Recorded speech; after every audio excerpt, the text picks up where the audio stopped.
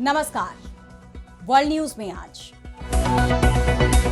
Donald Trump की चीन यात्रा पूरी तरह से फेल हो गई है। यात्रा पर ना कोई बड़ी डील हुई और ना ही ईरान मुद्दे पर ट्रंप चीन को साथ पाए।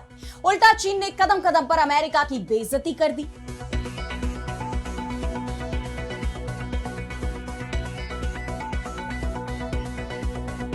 ना तो ट्रंप को चीन पर भरोसा दिखा और ना ही चीन को ट्रंप पर। यहां तक कि जब ट्रंप वापस लौट रहे थे तो अमेरिकी अधिकारियों से साफ कह दिया कि जो भी गिफ्ट जिनपिंग ने दिए हैं उन्हें यहीं नष्ट कर दिया जाए। चीन का दिया कोई भी सामान राष्ट्रपति के विमान में नहीं रखा जाएगा। ये ट्रंप की बौखलाहट कहे या चीन पर अविश्वास, लेकिन ट्रंप चीन के दबाव में साफ साफ दिखाई दे रहे हैं। वॉशिंगटन लौटने पर ट्रंप के सुर भी बदले बदले दिख रहे हैं, जिसके बाद कहा यह जा रहा है कि चीन के दबाव में दोस्त को धोखा देगा अमेरिका। ताइवान के मुद्दे पर ट्रंप ने यू टर्न ले लिया है। इन सब पर हम करेंगे विस्तार से चर्चा, लेकिन आइए जरा उन खबरों को भी देख लें जिन पर आगे होगी बात। इजराइल लेबनान में 45 दिनों के लिए बढ़ा सीजफायर, अमेरिकी मध्यस्थता में हुआ बड़ा फैसला। उधर इजरायली सेना ने गजा में खोला नया मोर्चा। ईरान और अमेरिका में फिर छिड़ेगी जंग, अमेरिकी अखबार ने किया खुलासा, अगले हफ्ते होगा बड़ा हमला, ईरान ने भी कसी कमर। मालिन शाह सरकार को सुप्रीम कोर्ट से झटका, भारत से 100 रुपए के सामान पर टैक्स लगाने के आदेश पर रोक। इससे पहले राष्ट्रपति ने भी लौटाया था अध्यादेश। और चलते चलते में देखेंगे, धरती पर 7 नहीं 8 है महाद्वीप, करोड़ों साल बाद वैज्ञानिकों ने की खोज। इन सभी खबरों पर हम विस्तार से करेंगे बात, लेकिन पहले एक नजर हेडलाइंस पर। कनाडा के अल्बर्टा प्रांत में अलगाववादी आंदोलन को लगा बड़ा झटका, अदालत ने स्टे फ्री अल्बर्टा की याचिका पर लगाई रोक। पीएम कार्नी बोले कनाडा में ही है बेहतर भविष्य। यूरोपीय सहयोगियों के खिलाफ अमेरिकी राष्ट्रपति ट्रंप का बड़ा कदम, अमेरिका ने जर्मनी के साथ पोलैंड में भी अमेरिकी सैनिकों की रोकी तैनाती। ईरान जंग में सहयोग न मिलने से नाराज हैं ट्रंप। 9 साल बाद नीदरलैंड पहुंचे भारतीय पीएम मोदी, एयरपोर्ट पर हुआ जोरदार स्वागत। प्रवासी भारतीयों को किया संबोधित, पीएम डिक शूफ से करेंगे मुलाकात। अगले वित्त वर्ष में रक्षा बजट बढ़ाने की तैयारी में पाकिस्तान, आईएमएफ के फंड से 100 अरब पाकिस्तानी रुपए की करेगा बढ़ोतरी, डॉन अखबार की रिपोर्ट में दावा। तो अमेरिकी राष्ट्रपति डोनाल्ड ट्रंप चीन के दौरे से लौट आए हैं। अमेरिका पहुंचते ही उनके तेवर बदले बदले नजर आ रहे हैं। चीन में जिस तरह उनका स्वागत हुआ, फिर चीनी राष्ट्रपति शी जिनपिंग के साथ बैठक हुई और कई मुद्दों पर चर्चा हुई। उसके बाद कई सवाल उठ रहे हैं कि क्या अब ईरान को लेकर अमेरिका का रुख बदलेगा, ताइवान को लेकर अब उसकी नीति क्या होगी। खासतौर पर ये 2 सवाल सबसे अहम हो जाते हैं, क्योंकि फिलहाल अमेरिका के लिए ईरान के साथ तनाव खत्म करना एक बड़ी चुनौती बनी हुई है। वहीं ताइवान के मुद्दे पर अमेरिका के रवैये को लेकर चीन ने कई बार अपनी नाराजगी जाहिर की है और अब ट्रंप चीन के दबाव में दिखाई दे रहे हैं। उन्होंने चीन को लेकर अपना रुख काफी नरम कर लिया है और चीनी कंपनियों पर लगाए गए प्रतिबंध भी हटाने के संकेत दिए हैं।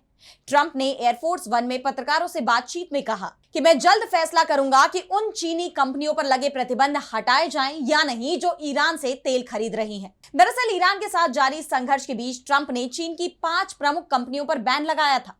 ये ईरान से तेल व्यापार करती हैं और इनमें चीन की बड़ी रिफाइनरी हेंगली पेट्रोकेमिकल भी शामिल है।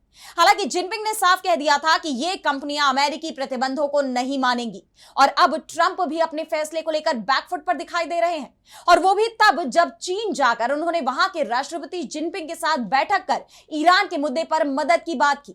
वैसे ट्रंप का तो दावा यह है कि चीन भी नहीं चाहता कि ईरान के पास परमाणु बम हो, लेकिन चीन की तरफ से अमेरिका को ईरान के खिलाफ कोई समर्थन देने की बात नहीं कही गई है। ट्रंप ने इस यात्रा को ऐतिहासिक और सफल बताया है, लेकिन 6 बैठकों के बाद भी अमेरिका और चीन के बीच किसी बड़े समझौते का औपचारिक ऐलान नहीं हुआ है। और जो तस्वीरें चीन से सामने आई, ट्रंप और जिनपिंग की बैठक की, अमेरिकी अधिकारियों की, उन्हें देख तो कहा यह जा रहा है कि चीन दौरे पर जाकर ट्रंप ने वैश्विक मंच पर अमेरिका की बेइज्जती करवा दी है। जिनपिंग ने तो यहां तक कह दिया कि अमेरिका पतन की तरफ जा रहा है और ट्रंप ने इस पर भी कोई ठोस प्रतिक्रिया नहीं दी, जिसके बाद उनके रवैये पर सवाल उठ रहे हैं। खासतौर पर जिस तरह ताइवान के मुद्दे पर उन्होंने यू टर्न मारा है, उसके बाद अमेरिका की नीतियों को लेकर सवाल और गहराते जा रहे हैं। अब जानते हैं कि ताइवान को लेकर चीन किस तरह आक्रामक रुख अपनाए हुए है। वो ताइवान को अपना हिस्सा मानता है, जबकि ताइवान खुद को एक संप्रभु देश बताता है। चर्चा तो यह भी है कि कभी भी चीन ताइवान को अपने में मिलाने के लिए उस पर हमला कर सकता है, लेकिन अब तक ताइवान अमेरिका के सपोर्ट के साथ चीन का सामना करता रहा है। अमेरिका ने ताइवान को कई मिलियन डॉलर के हथियार भी मुहैया कराए हैं, मगर अब यह समर्थन उससे छिन सकता है क्योंकि चीन दौरे के बाद ट्रंप ने ताइवान को लेकर अपना रुख बदल दिया है। उन्होंने ताइवान के साथ होने वाली 14 अरब डॉलर के हथियारों की डील को रोकने के संकेत दे दिए हैं।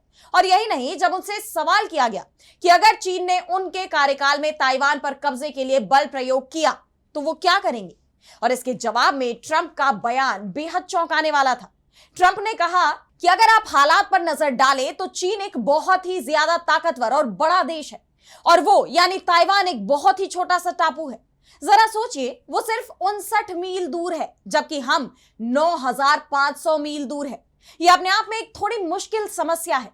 अगर आप इतिहास देखें तो ताइवान इसलिए तरक्की कर पाया क्योंकि हमारे यहां ऐसे राष्ट्रपति थे जिन्हें पता ही नहीं था कि वे आखिर कर क्या रहे हैं। उन्होंने यानी ताइवान ने हमारी चिप इंडस्ट्री ही चुरा ली। मुझे नहीं लगता कि जब तक मैं यहां हूं चीन कुछ करेगा, लेकिन मेरे बाद क्या होगा यह कहना मुश्किल है। और मैं नहीं चाहता कि कोई अचानक स्वतंत्रता की घोषणा करे।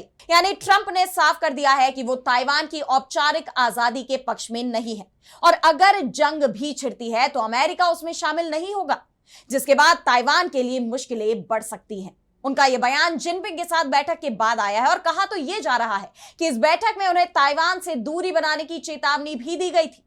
बहरहाल, अब जिस तरह से चीन से लौटने के बाद ट्रंप के बयान सामने आ रहे हैं, उसके बाद कहा यह जा रहा है कि ट्रंप चीन के तेवरों के आगे झुकने पर मजबूर हो गए हैं। और अब बढ़ते हैं अगली खबर की तरफ, जहां हम बात करेंगे लेबनान में युद्ध विराम होते ही इजरायल के नए मोर्चे की। तो इजरायल जिस तरह से एक के बाद एक देशों के साथ युद्ध लड़ रहा है, उसे लेकर कहा यह जा रहा है कि प्रधानमंत्री नेतन्याहू अपनी कुर्सी बचाने के लिए, खुद को सजा से बचाने के लिए लगातार अपनी सेना युद्ध के मैदान में उतार रहे हैं। एक जंग खत्म होती नहीं कि नया मोर्चा खुल जाता है, चाहे वो ईरान हो, लेबनान हो, गजा हो या सीरिया हो। तमाम देशों के साथ इजरायली सेना संघर्ष में रही है। हालांकि अब खबर यह आ रही है कि लेबनान में युद्ध विराम को आगे बढ़ाने पर सहमति बना ली गई है। वॉशिंगटन में इजरायल और लेबनान के प्रतिनिधियों के बीच लगातार 2 दिनों तक उच्च स्तरीय बातचीत चली, जिसके बाद सीज फायर को अगले 45 दिनों के लिए और बढ़ाने पर सहमति बन गई।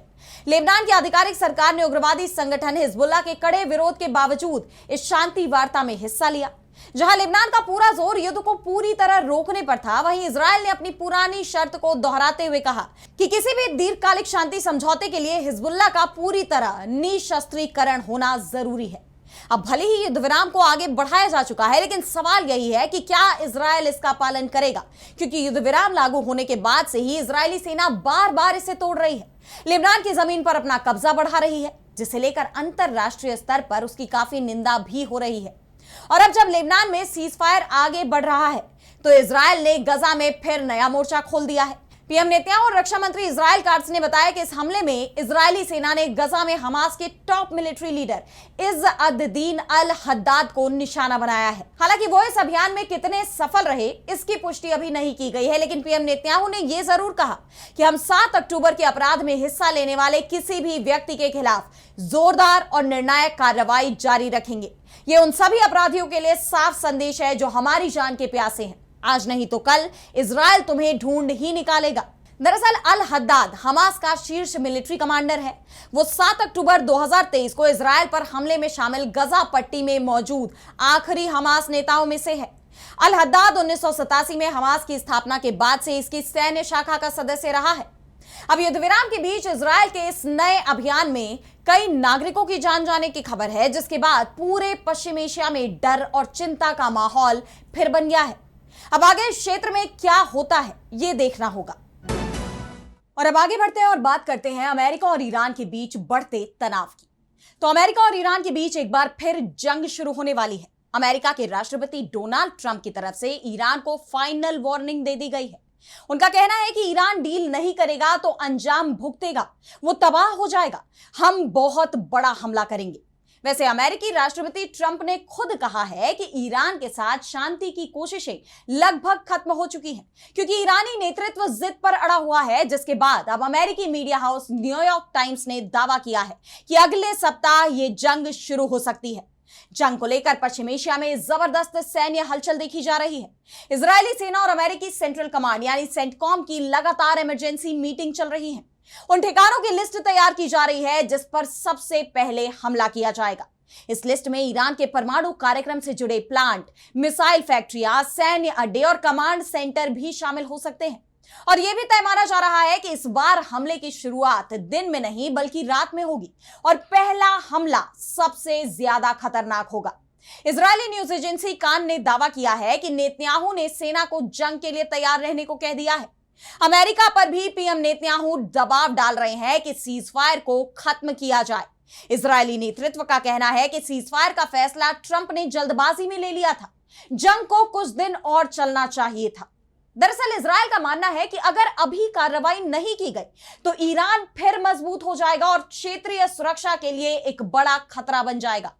इस बीच खबर यह भी सामने आ रही है कि सऊदी अरब की तरफ से भी ट्रंप पर दबाव बनाया जा रहा है कि ईरान पर फिर हमला शुरू किया जाए, क्योंकि सऊदी को यह डर लग रहा है कि अगर ट्रंप ईरान पर नरमी दिखाते हैं और उससे डील कर लेते हैं तो ईरान बहुत ताकतवर बन जाएगा, जो खाड़ी देशों में सऊदी अरब के सामने चुनौती बन जाएगा। फिलहाल पश्चिम एशिया में एक बार फिर जंग की तैयारियां चल रही हैं। ईरान ने भी धमकी दी है कि जो भी देश अमेरिका और इजरायल के साथ होगा, जंग में ईरान उस पर भी हमला करेगा और इस बार जंग सिर्फ पश्चिम एशिया तक सीमित नहीं रहेगी। जंग से हालात और खराब हो सकते हैं, क्योंकि हॉर्मुज के खुलने की उम्मीद पूरी तरह से खत्म हो जाएगी और इसका असर क्रूड की कीमतों पर पड़ना तय माना जा रहा है। और अब अगली खबर में बात करेंगे नेपाल के पीएम बालेन शाह को लगे झटके की। तो 2 महीने पहले नेपाल में चुनाव हुए और चुनाव में रैपर से नेता बने बालेन शाह की राष्ट्रीय स्वतंत्र पार्टी को बड़ी जीत मिली। चुनाव में बालेन शाह ने सिस्टम को बदलने की बात कही थी, लेकिन 2 महीने के अंदर ही उन लोगों का शाह से मोह भंग हो चुका है जिन्होंने उन्हें सत्ता तक पहुंचाया था, क्योंकि शाह अब तानाशाह बनने की कोशिश कर रहे हैं। संसद की जगह अध्यादेश के जरिए काम चलाना चाहते थे, मनमाने फैसले लिए जा रहे थे। नेपाल में संवैधानिक परिषद नेपाल के मुख्य न्यायाधीश, सुप्रीम कोर्ट के जजों, संवैधानिक निकायों के प्रमुखों और राजदूतों के नाम तय करती है और शाह अब इस पर पूरी तरह से कंट्रोल कर रहे हैं। इसके लिए बालेन शाह की तरफ से एक अध्यादेश लाया गया। उसमें प्रधानमंत्री को वीटो जैसी ताकत दे दी गई, यानी अगर परिषद का फैसला कुछ भी हो, बहुमत किसी के भी पक्ष में हो, फैसला वो ही माना जाएगा जो प्रधानमंत्री चाहेंगे। इसे लेकर बवाल मच गया। राष्ट्रपति रामचंद्र पौडेल ने इस अध्यादेश को वापस भेजकर दोबारा विचार करने को कहा, लेकिन सरकार ने बिना बदलाव के अध्यादेश को फिर भेज दिया, जिसके बाद राष्ट्रपति को मंजूरी देनी पड़ी। लेकिन इससे नेपाल में शाह के खिलाफ लोगों में गुस्सा बढ़ता जा रहा है। वहीं इस बीच शाह को एक और बड़ा झटका लगा है। अब ये बात तो आप जानते ही हैं कि भारत के साथ व्यापार के लिए भी शाह ने सख्त नियम लागू कर दिए थे। 100 रुपए से ज्यादा कीमत के सामान पर भारी कस्टम ड्यूटी लगा दी गई। भारत से नेपाल जाने वाले आम लोगों के पास मौजूद चिप्स के पैकेट, बिस्कुट और केले जैसी रोज इस्तेमाल होने वाली छोटी मोटी चीजों पर भी कस्टम विभाग सख्त हो गया। बॉर्डर पर आम नेपाली नागरिकों और सुरक्षा कर्मियों के बीच तीखी नोकझोंक और विवाद देखने को मिल रहे थे। मामला नेपाल के सुप्रीम कोर्ट पहुंचा, जिस पर कोर्ट की डिवीजन बेंच ने बड़ा आदेश जारी किया है। कोर्ट ने कहा कि रोज इस्तेमाल किए जाने वाली वस्तुओं पर सख्ती किया जाना पूरी तरह से गलत है। जब तक इस मामले पर अदालत का अंतिम फैसला नहीं आ जाता है, तब तक वित्त मंत्रालय और कस्टम विभाग रोजमर्रा के सामान पर बॉर्डर पर आम लोगों से कोई टैक्स नहीं वसूल सकता। भारत और नेपाल बॉर्डर पर पहले की तरह से स्थिति को बहाल किया जाएगा। फिलहाल कोर्ट के आदेश पर बालेन शाह का कोई बयान सामने नहीं आया है, लेकिन ये उनके लिए एक बड़ा झटका माना जा रहा है। और अब चलते चलते में बात करेंगे 8वें महाद्वीप की। जी हां, बिल्कुल सही सुन रहे हैं, मैं 7वें नहीं 8वें महाद्वीप की ही बात कर रही हूं। स्कूल में तो हम सब ने एक बात पढ़ी थी कि दुनिया में कुल 7 महाद्वीप हैं, लेकिन अगर आपसे कोई कहे कि हमारी धरती पर 7 नहीं बल्कि 8 महाद्वीप है, तो क्या आप इस पर यकीन कर पाएंगे?